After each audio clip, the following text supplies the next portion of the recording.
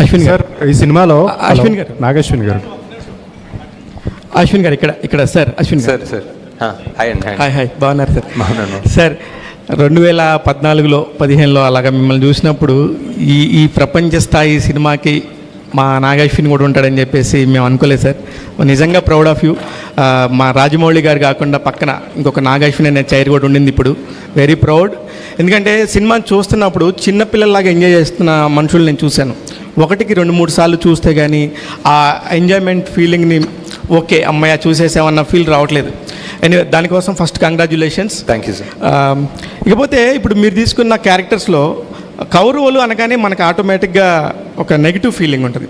ఇప్పుడు మీరు చూపించిన 2 హీరో క్యారెక్టర్స్ కూడా, ఈవెన్ అమితాబ్ బచ్చన్ గారి క్యారెక్టర్ కానీ లేకపోతే కర్ణుడు క్యారెక్టర్లో ప్రభాస్ గారిని కూడా, ఈ 2 కూడా కౌరవులకు సపోర్ట్ చేసిన క్యారెక్టర్స్. వాళ్ళు యాజ్గా నెగిటివ్ పాయింట్ వైఫ్లో వెళ్తారు. మీరు అసలు అలా ఆలోచించినప్పుడు ఏ పాయింట్ని తీసుకొని వీళ్ళిద్దరిని హీరోలుగా పెట్టి తీద్దామనే ఆలోచన ఎలా వచ్చింది సార్? ఇకపోతే మీరు తీసిన మహానటి కూడా 40 సంవత్సరాల క్రితం చనిపోయిన వ్యక్తి తీసుకొని చేశారు. అదొక అద్భుతంగా అయింది.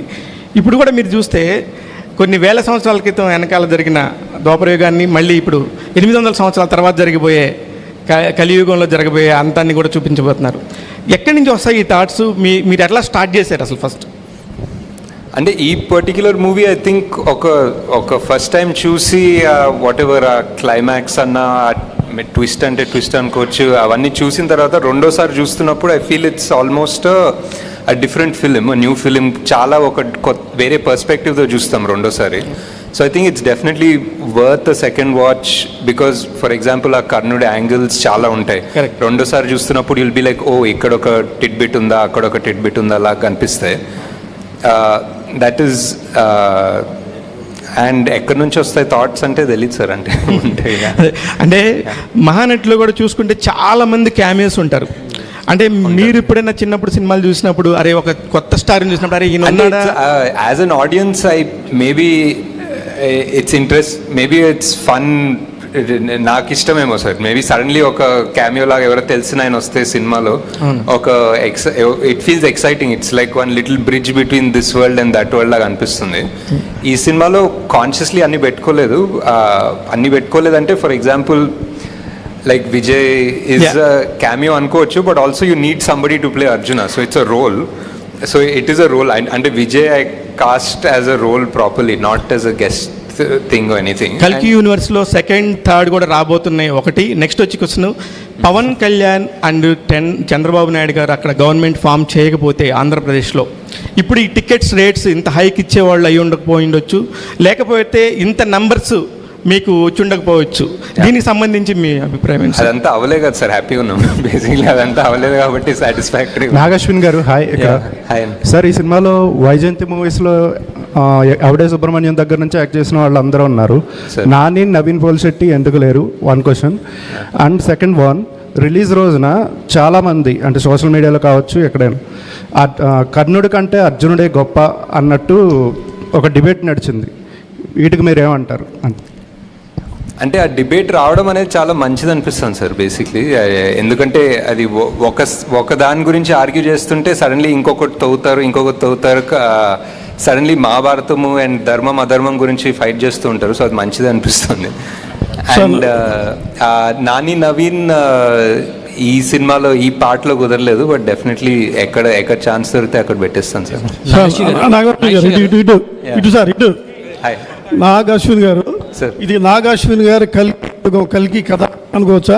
మహాభారతం కాకుండా అంతే. ఈ టైటిల్ దొరికింది కాబట్టి నాగశ్విన్స్ కల్కి అని పెట్టిన అవసరం. ఇప్పుడు భారతంలో కృష్ణుడికి అశ్వత్థామకి పునర్జన్మ ఉంది, కర్ణుడికి లేదు. దాన్ని మీరు ఎలా తీసుకున్నారు? ఎక్కడి నుంచి అడాప్ట్ చేశారు? వీరమరణం పొందిన వాళ్ళంతా మోక్ష ప్రాప్తి పొందుతారని ఉంది భారతంలో. మన ప్రవచనకర్తలు కానీ పెద్దవాళ్ళ పుస్తకాలు కానీ ఈ కర్ణుడినే ఎంచుకోవడం కారణం ఏంటి? Part 2 sir. పార్ట్ 2. ఓకే. అయితే శంభాల నగరం అనే కూడా ఉంది ఆల్రెడీ. అక్కడ అతీంద్రమైన శక్తులు, మనుషులు ఉన్నటువంటి వ్యక్తులు, యోగులు, సిద్ధులు ఉన్నటువంటి ఉంటారు. అవును సార్. మరియమ్మ, తర్వాత ఇంకా క్రిస్టియన్స్ పేర్లు 3 వస్తాయి. దేశంలో వివిధ దేశాల మిగతా వాళ్ళు కూడా చాలామంది ఉన్నారు. టిబెటియన్స్ కానీ రకరకాల కానీ వీళ్ళందరూ అసలు ఎందుకు పెట్టడం కారణం ఏంటి? అంటే నాకు శంబాలా అనే కాన్సెప్ట్ చాలా ఇంట్రెస్టింగ్ ఎందుకు అనిపిస్తుంది అంటే సార్, శంబాలా అనేది మనం అనుకుంటాము అండ్ మన కల్చర్లో, మన హిందూ రిలీజియన్లో ఉంది, టిబెటన్లో ఉంది. టిబెటన్స్ కూడా శంబాలా అంటారు, షాంగ్రిలా అంటారు. పర్షియన్ రిలీజియన్లో వాళ్ళకు ఒక సిమిలర్ ఐడియా ఉంది, వాళ్ళకు కూడా సేమ్ ఒక హిడెన్ ప్లేస్, వాళ్ళు కూడా మౌంట్ కైలాష్ దగ్గరే అనుకుంటారు. సో ఇంత వివిధ జాగ్రఫీస్, వివిధ లాంగ్వేజెస్, కల్చర్స్లో శంబాలా అనే పేరే ఉందనేది నాకు చాలా ఇంట్రెస్టింగ్ అనిపించింది. ఓకే. అండ్ దాన్ని రీఇంటర్ప్రిట్ చేస్తే ఇప్పుడు సిద్ధులు ఆర్ జ్ఞానులు వాళ్ళందరూ ఓన్లీ ఒకే ప్లేస్ నుంచి చెందిన అవసరం లేదు కదా సార్, అన్నీ ఆల్ ఓవర్ ద వరల్డ్ నుంచి రావచ్చు. అండ్ నేను క్రియేట్ చేసిన వరల్డ్లో వాళ్ళందరినీ హంట్ చేస్తున్నారు, వాళ్ళందరినీ దేవుడు అనేది బ్యాన్ చేశారు ఆ వరల్డ్లో. సో వాళ్ళందరూ ఎక్కడో దాక్కోవడానికి, తలదాచుకోవడానికి ఒక ప్లేస్ కావాలి. అండ్ ఆ ప్లేస్ శంబాలా ఎందుకు కాకూడదు అన్న థాట్ ప్రాసెస్ నుంచి